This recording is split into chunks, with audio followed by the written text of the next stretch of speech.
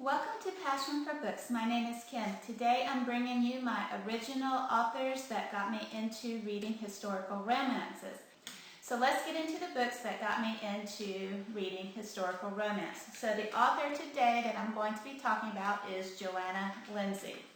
The very first book I believe I read was called The Captive Bride. This is the story of Christina Wakefield and Philip Caxton. He has a dual citizenship where his father is from, I believe, like Arabia, around in the Middle East, and she is a British citizen. So a lot of things go on between them.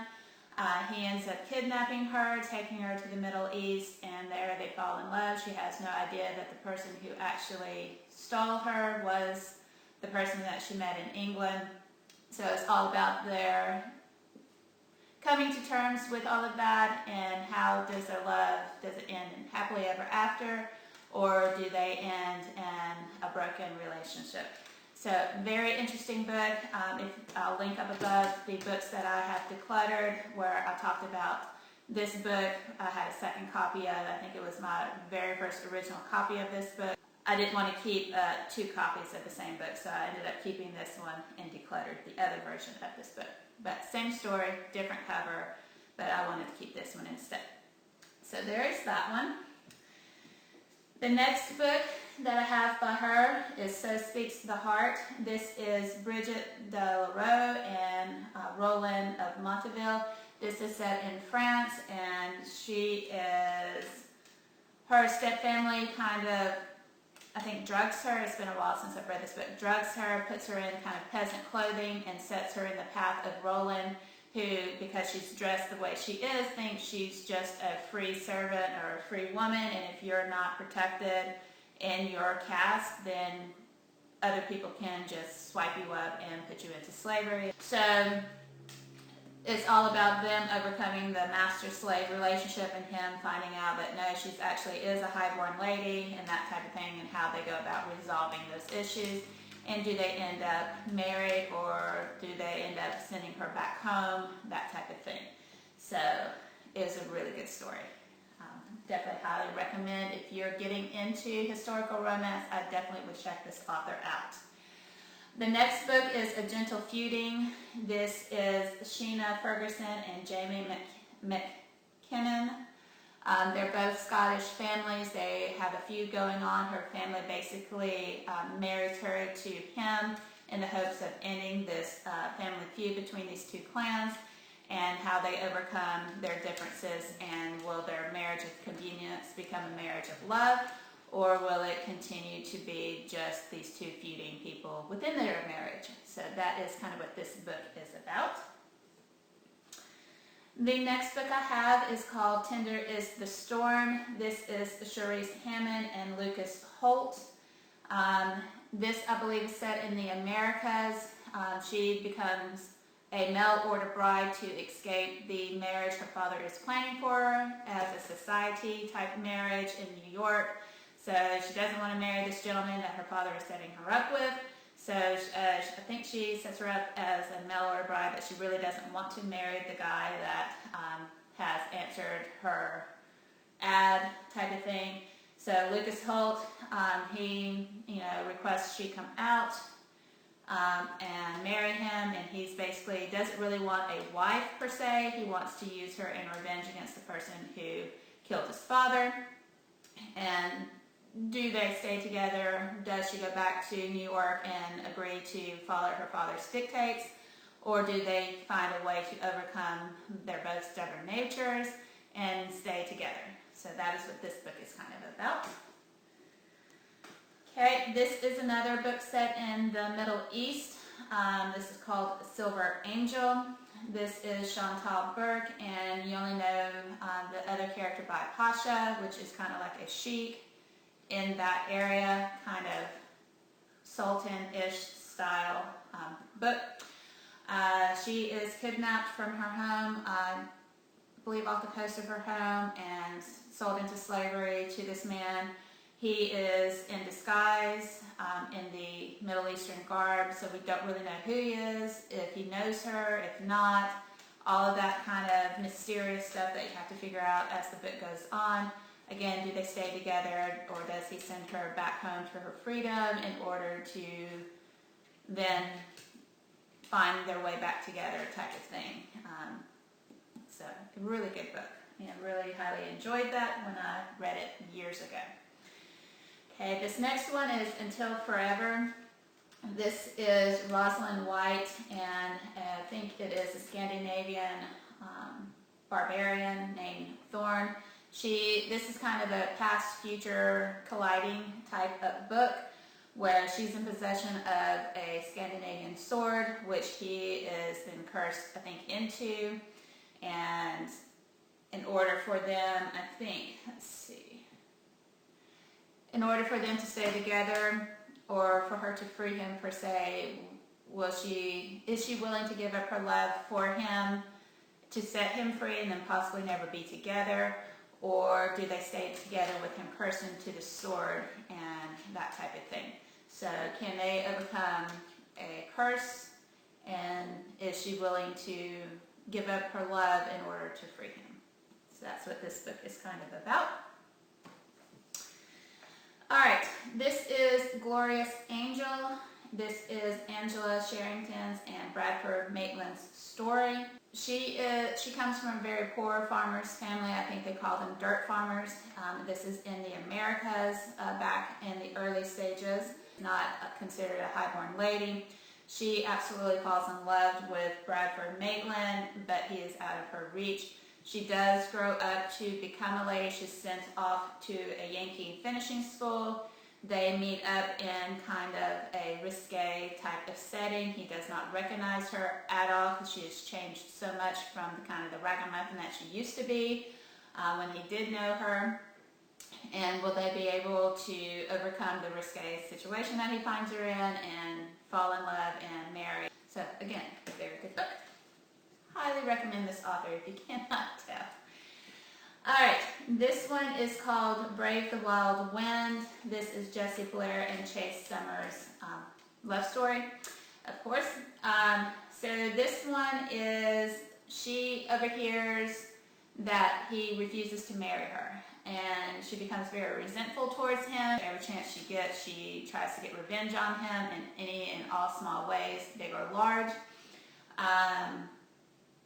They eventually are separated, and they find out during the separation time that they do actually love each other, but can they overcome all the shenanigans that have happened in the past in order to triumph and become happily married. So that's kind of their story. This one is called Angel. This is Cassie Stewart and Angel's story.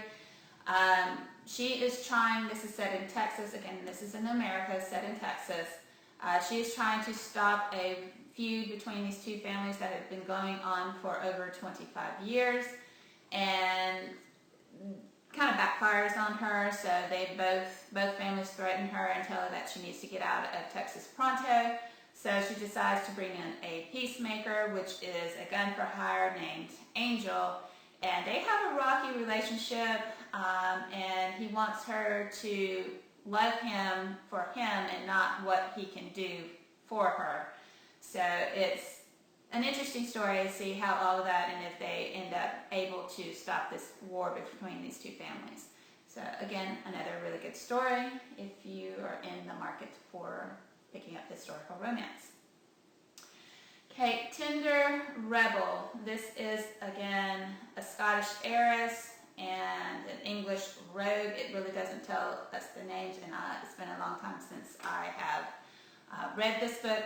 But anyways, the Scottish heiress, she is basically selling herself to the English person in order to get safety in marriage. She has a very ruthless cousin who is trying to take over her family and her fortune, as well as other fortune hunters of that time period also trying to steal what she, as a single female, is holding. Because in that time period, women weren't able really to hold property and money and that type of thing. It was mainly given to the male heirs. But being that she is the only child living of this family, she's well sought after and not always by good people. So she enlists the aid of an English baron or English highborn man, and they have a lot of conflict because of everything that goes on between them, clashing of different cultures. Can they make their marriage of convenience again work and become more than a marriage of convenience, or are they going to stay married and go their separate ways? It's been a while since I've read this one. This is Once a Princess. This is Princess Tatiana and Prince Stefan Barony.